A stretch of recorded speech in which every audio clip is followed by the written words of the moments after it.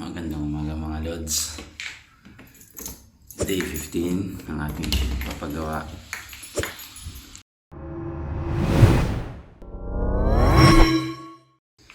So, alas 6 na ng umaga. Buksan muna natin yung gate.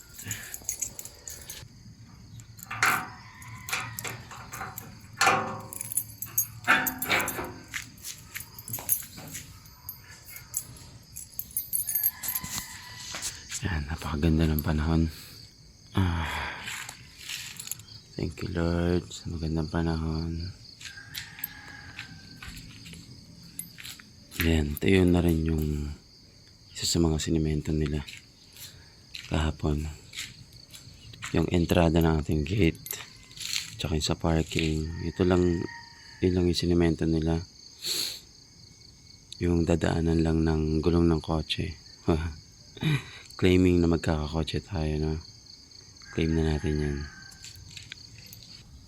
Double check muna natin yung mga gamit nila. Safe naman yung mga gamit. Hindi ko alam kung makakapaglagay sila ng ilaw dito. Sana makapaglagay sila. Yan, inspect na natin lahat. Magkape muna tayo.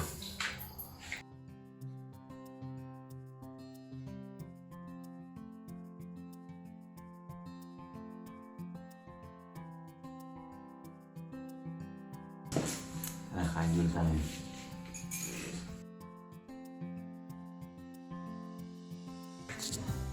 Yan, dumating na yung mga workers natin pero wala pa yung pinaka-lead contractor natin. So, hintayin lang daw nila.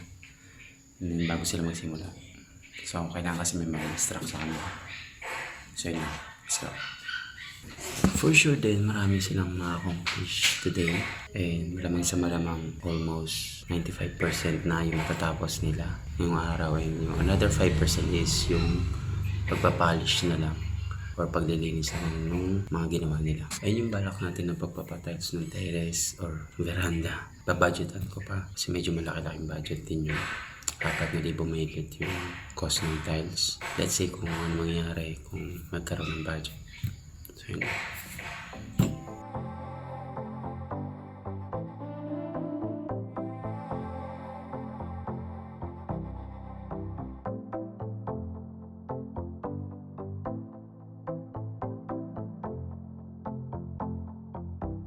So, ayun, kakauwi lang ating mga workers and day 15 nagpapagawa natin itong hindi natin tahanan. Ayun, konting update tayo and I think bukas na yung pinaka last day nila. Ito yung mga nagawa nila. Naikabit na yung huling alulod, yung alulod dun sa harap. Ayun yung pinakahuli and nailagay na rin nila yung downspout ng ating alulod sa likod, sa back extension. Na-install na nila lahat yung flashing din dito kasi kahapon nung tinignan ko siya may siwang pa dyan or may liwanag pang tumatagos. So ibig sabihin hindi pa na-install, pero kanina nung tinignan ko to na-install na nila yung flashing kasama yung pinaka downspout nya and kahapon pa pala to na-install. So yan, malamang sa malamang kung na-install na nila yung dito, na-install na rin nila yung nandun tsaka yung paligid doon. Yan, hindi na nila masyadong pinalish yung pinakaibabaw.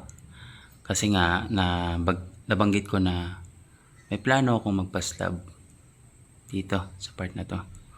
Or ipa-extend itong part na to ng bathroom natin. Yan, medyo madumi-dumi pa ng kaunti pero let's see kung anong magiging plano dyan, anong pwedeng gawin. Siyempre, depende pa rin sa budget. So yan, meron din kaunting parang imperfection dito sa part na to. Gaya din doon na doon papunta yung mga tubig natin. Pero minor lang naman yan. Hindi masyadong big deal. And as you can see, nailagay na rin yung lahat ng tiles ng ating mga poste. Yan. Na second coat na rin yung mga tubulars natin. Pati yon yung mga nasa bubong na tubulars. As you can see, wala nang masyadong mga gamit dito. Halos lahat ng gamit nila ay kinuha na nila. Kasi wala na sila masyadong gagawin dito bukas. Maliban sa bubutasan nila yung kandado na itong gate. Yan, kasi nga tiniles nila to, so hindi pa siya pwedeng butasan. Hindi pa nila binutasan ulit to. So yan, wala pa tong butas. And ilalagay pa nila bukas yung mga ilaw natin dito sa poste. And yung signage na rin. Dito ko planong ilagay yung signage. Yan, nilagyan na rin pala nila ng sealant yung mga bubong natin. Ng sealant yan para hindi masyadong tumagos yung mga tubig dun sa mga flashing na kinabit nila. And medyo malinis na rin yung harap natin ng kaunti. Kasi hindi natin naisako lahat, kulang yung sako natin. Kukontak pa rin ako ng maghahakot niyan. Maganda rin pagkakakabit ng mga tiles natin. Hindi masyadong perfecto pero for me, satisfying naman yung gawa nila. Malinis. Nalagyan na rin nila ng tile grout yan. Hindi yung original plan ko na tiles ang nabili namin. Medyo brownish siya yung kulay niya nandun sa color na yon, imbis na black and white. Kasi sa kadahilan wala kaming mahanap na 60 by 60 na sukat na black and white tiles. Kaya yung pinakamalapit na lang sa kulay ng bahay yung kinuha namin. Para sa akin okay na rin yan. And yung tile grout, kakulay syempre ng tiles. Yan. Pinitira pa tayong 3 semento at isang adhesive cement. Yan. Madadagdagan pa yan kasi papa-install tayo ng tiles dito sooner or later. Yan, nakapaglinis na rin pala ako ng kaunti dito. Binuhusan ko ng tubig. Dahil may plano nga rin tayong magpabubong or magpa-slab dito sa area na to. Hindi na nila masyadong pinalish. Pero sana, di ba? Pinalish nila kahit paano yung daloy ng tubig pag ganun. Medyo natatambak yung tubig doon sa part na yun tsaka dito. Hindi ko pa na-try magbuhos doon. Pero sana pag ganun yung daloy ng tubig. Hindi na rin pala nila masyadong sinimentohan tong part na to. Itong harap ng may grills. Pinatambakan ko na lang ng lupa para medyo mamenos-menos or mabawasan yung mga lupang ipapahakot natin. Pero okay din yan para if ever natububo yung halaman dyan, diba, may kaunting accent siya. Ito mga panambak natin, panambak tsaka basura pinaghalo, pero ibubukod ko yung mga basura dyan para mahakot ng ating garbage collector. Siyempre for today hindi natin mailalock tong pinto natin, so ganun talaga, wala namang mawawala na gamit, so okay lang din naman. Marami pa tayong natirang hollow blocks dun. Medyo sobra-sobra yung na-order natin, pero okay lang. Tingin ko may paggagamitan yan. Lord willing, may paggamitan yan para hindi masayang, di ba? And pinaiwan na ni Kuya Atan yung isa sa mga pala para magamit ko dito. Yan, siguro sa part na to tatry ko na lang manghingi ng advice sa kuya ko kung ano magandang gawin, kasi bala ko siyang pinturahan ng ako lang. And since yung kuya ko ay expert din naman sa pagpipintura ng mga bahay-bahay, ayan, ako na lang din ang magpipintura niyan, and based yun sa magiging advice niya kung ano magandang gawin or ano yung mga tamang gawin sa pagpipintura. Ito plano ko ring palitadahan, smooth finish yung part na yan para i-repaint ko. And bukas din pala babaklasin ni Sir Atan yung ating inodoro kasi napansin niya na mabagal yung paglubog nung nagbanyo sila dito. Lumulubog naman siya pero sobrang bagal. And ang naiisip niya ay hindi sakto yung butas ng inodoro dun sa flooring. Kaya pag binaklas nila yun at yun ngayon ang cause ng mabagal na paglubog, malamang sa malamang mapapabilis yun kapag sinakto na nila yung butas.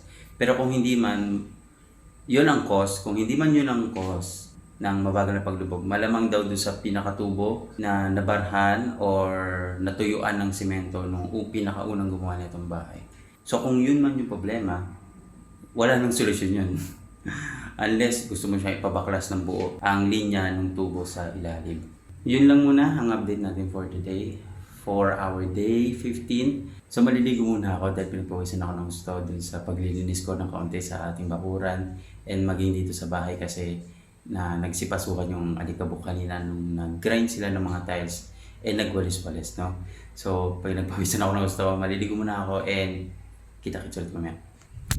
So yun mga lods, isa namang araw na tapos, day 15 ng pagpapagawa natin ng ating munting tahanan, ang bakod, gate, and roofing. Itong araw na to is second to the last ng ating project, no, ng ating pagpapagawa sa ating nakuhang contractor. Bukas ang last day nila, and ang pinaka-last na gagawin nila is install na yung ilaw sa poste. And sinabi rin ni contractor na titibagay niya daw yung inodoro ko kasi napansin niya nung nagbanyo sila is mabagal yung paglubog ng tubig. Kaya itatry niyang ayusin or itama yung butas ng inodoro dun sa flooring niya. Now, to summarize yung na-accomplish ng ating mga workers for today. Una is na-install na nila yung pinaka-tiles para sa ating mga poste. And syempre kasama na dun yung pagda-tile grout and pagpunas dun sa mga tiles na na-install.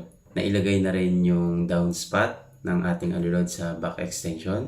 Nalagyan na rin ng silicone sealant yung ating mga flashing para maiwasan syempre yung mga leak sa pader. Isinako na rin namin yung ilan sa mga nahukay na lupa. Syempre para matulungan na rin yung i-hire natin na maghahakot nun. Medyo marami-rami siya and tingin ko makakapuno kami ng isang mini dump truck. Hindi ko pa alam kung saan ako makahanap ng maghahakot nun, pero ang sabi ni contractor ay ng isa kong kapitbahay, aabutin daw ng 3 hanggang 5,000 yung ganun karami na hakotin na lupa. And part din ng second to the last day ng ating mga workers dito, nilinis na rin nila kahit papaano yung back extension and yung harap. And syempre, inayos at inuwi na nila yung ilan sa mga gamit nila. Nag-usap na rin kami ni contractor and nakahingi na rin ako ng quotation niya para dun sa additional na ipapagawa natin if ever na magkaroon tayo ng budget na papalagyan natin ng tiles yung ating veranda or terrace. Hindi ko pa rin alam kung anong tawag doon. So yun lang mga lods para sa ngayong araw, and excited na rin ako i-share yung final output ng ating first project ng papapaganda ng ating tahanan. So kita-kits ulit sa next video. Peace out!